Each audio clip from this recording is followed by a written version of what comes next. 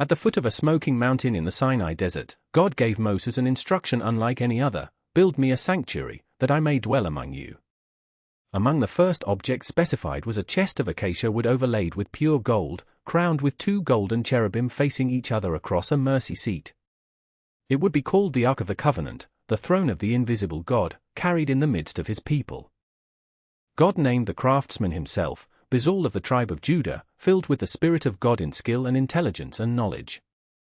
He and his apprentice Oholiab oversaw the construction of every object in the tabernacle.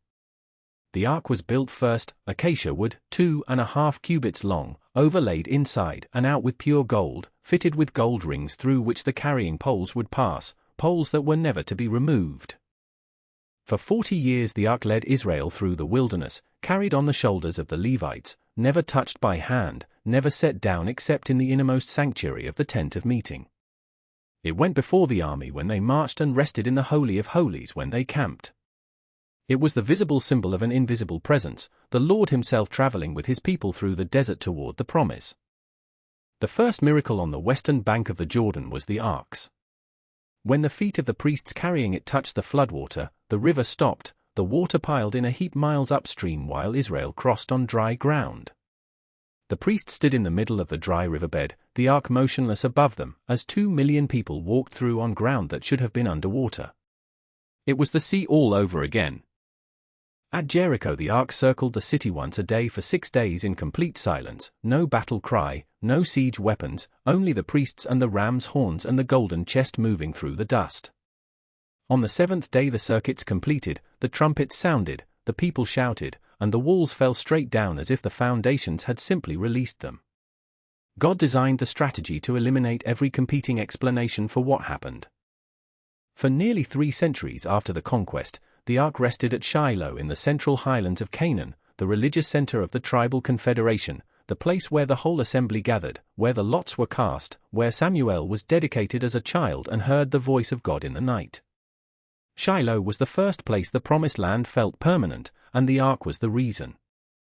In the darkest period of the Judges, Israel made a fatal mistake: they brought the ark into battle as a talisman, as if the object itself would guarantee victory. The Philistines captured it at Aphek. 30,000 Israelites died that day, including the 2 sons of Eli the priest. When the news reached Shiloh, Eli fell backward from his seat and broke his neck. A child born that day was named Ichabod, the glory has departed. 3 months after a disastrous failed attempt that killed Uzzah when he touched the ark to steady it, David tried again, this time with careful Levitical protocol.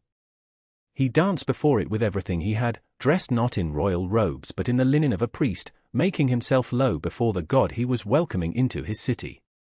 When his wife Michal mocked him for it from a window, he told her, "I will become even more undignified than this." When Solomon placed the ark in the finished temple and the priests withdrew, a cloud so thick they could not perform their duties filled the house, the same cloud that had led Israel through the wilderness, the same fire that had descended on Sinai, now settled into the room Solomon had built for it. For 400 years the ark would rest in the darkness of the Holy of Holies beneath the wings of the great cherubim, visited once a year by the high priest on the Day of Atonement. When Nebuchadnezzar's army destroyed Jerusalem in 586 BC and listed every object carried to Babylon in meticulous detail, the Ark of the Covenant was not among them. It simply disappears from the historical record: no capture, no destruction, no explanation.